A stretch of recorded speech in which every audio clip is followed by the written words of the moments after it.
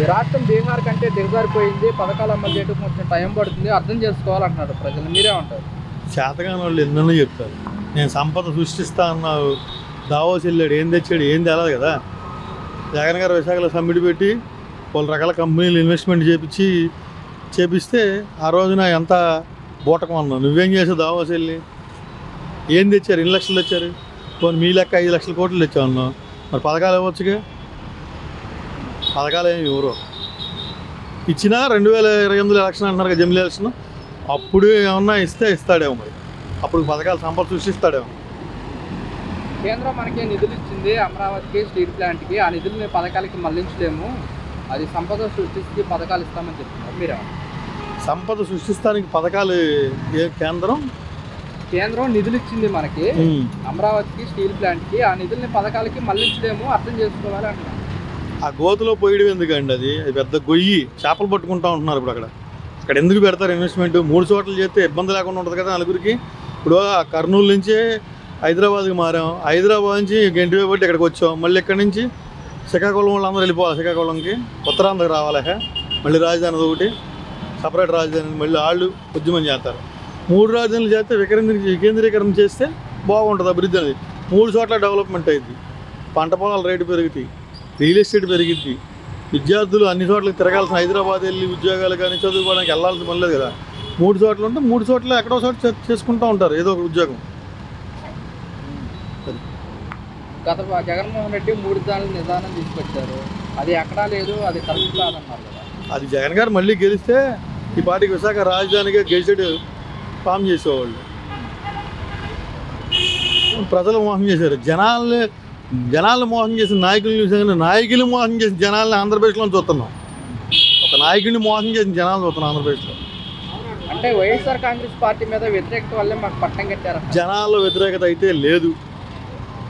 అయితే లేదు, మొత్తం ఈవీఎం ట్యాంపరింగ్ చేశారు. కేంద్రంలో జరుగుతుంది కదా, ఒక ఫారం ఏర్పడి అన్ని చోట్ల ఈవీఎంలు ఎంక్వైరీ చేయాలంటుంది కదా. అంటే మేము ఎందుకు అలా చేస్తాము, వైఎస్ఆర్ కాంగ్రెస్ పార్టీ అధికారంలో ఉంది కదా అని చెప్పేసి కూడా అంటున్నమాట. సెంట్రల్ కదా చూసేది అంతా, సెంట్రల్ పొత్తు పెట్టినారు కదా 3 రాజధానులు. మరి వాళ్ళకి కావాలిగా. 3 కూటములు, 3 కలిసి కూటమి ఏర్పడి చేశారు కదా. లేదంటే జగన్మోహన్ రెడ్డి గెలిచేవాడు అంటారా? కన్ఫామ్గా. ఇప్పటికైనా కానీ 139 లక్షల మంది జనాలు ఓటేశారు. జనాలు అయితే మోసం చేయలేదు, చేశారు. ఈవీఎం ట్యాంపరింగ్ చేయడం వల్ల జరిగింది అంతా.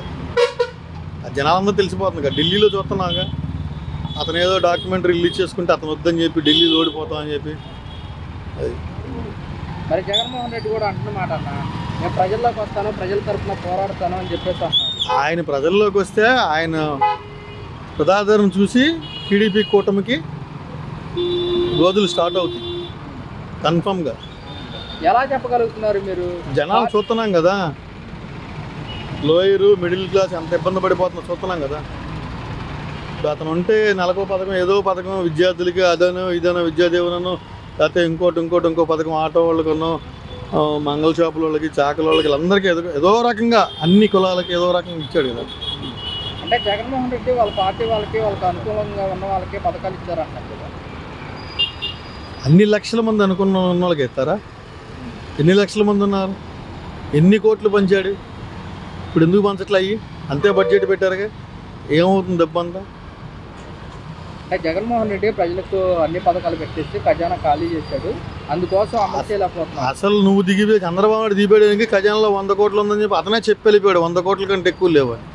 జగన్మోహన్ రెడ్డి దిగేపాటికి 2000 కోట్ల రూపాయలు అలా డబ్బులు పెట్టి వెళ్ళాడు. ఖజానా ఖాళీ ఉందంటే రెడ్డి సంపద సృష్టిస్తూ ఉంటావు కదా, నువ్వు సృష్టించేవాడు కదా, అపరబ్రహ్మవు నువ్వు. సంపద సృష్టించు, జనాలకు ఇవ్వు. సంపద సృష్టిస్తాను, జనాలకు పంచుతానని చెప్పి పగడల బలుకు కోతల రాయుడు క్లారిటీ చెప్పాలంటే. అదే సామెత ఉంది, మోగోడు సాక్ష్యం చెబితే సాక్ష్యం చెల్లిద్దని. ఆడి మాట్లాడలేడు, సాక్ష్యం ఉండదు. అది చంద్రబాబు నాయుడు నైజం. జగన్మోహన్ రెడ్డి కూడా చెప్తున్నారు, 20 ఏళ్ల క్రితమే గద్దర్ చెప్పాడు పాట రూపంలో.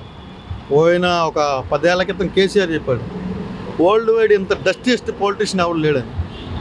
అతను నైజం, అది జనాల మోహన్ చేయడం నుంచి మాత్రం. అన్న ఇప్పుడు మరి వైఎస్ఆర్ కాంగ్రెస్ పార్టీకి ఎంపీ విజయసాయిరెడ్డి రాజీనామా చేశారు, పార్టీకి అలాగే రాజ్యసభ సీటు. భవిష్యత్తులో ఎలా ఉండబోతుందంటారు వైఎస్ఆర్ కాంగ్రెస్ పార్టీ? నెంబర్ 1గా నడిచిద్ది. టాప్గా జనాలు ఉన్నారు. 40 లక్షల మంది ఓటేశారు. జనాలు ఎప్పుడు జగన్మోహన్ రెడ్డి ఈవీఎంలు టెంపరింగ్ చేసి మోసం చేశారు. అన్నా మరి ఇప్పుడు వరుసగా వైఎస్ఆర్ కాంగ్రెస్ పార్టీకి వీళ్ళు రాజీనామాలు చేసుకుంటూ పోతున్నారు, మరి సంఖ్యాబలం తగ్గుతుంది, మరి ఎలా ఉండబోతుందంటారు? కొత్త నీరు వచ్చినప్పుడు పాత నీరు వెళ్తూ ఉంటుంది. నాకు జగన్మోహన్ రెడ్డి అధికారంలో ఉన్నప్పుడు బయటకు వచ్చాడంటే ఆ జనాభా వేరు. తను అధికారం కోల్పోయాడు, పార్టీ మొత్తం 11 సీట్లకే పరిమితం అయిపోయింది. తను బయటకు వస్తే ఎందుకని జనాలు అంత విధిగా వస్తున్నారు సీఎంకి వచ్చినట్టు? అదే మేము మోసపోయాం ఆయన అని చెప్పుకోవడానికి వస్తున్నారు. మోసపోయాని చెప్పుకోవడానికి వస్తారు. ఎలా ఉండిపోతుంది అంటారు రాబోయే రోజుల్లో వైఎస్ఆర్? రాబోయే రోజుల్లో జగన్ గారు 29వ తారీఖు నుంచి దిగుతానంటున్నారు కదా, చూద్దాం, వెయిట్ అండ్ సీ.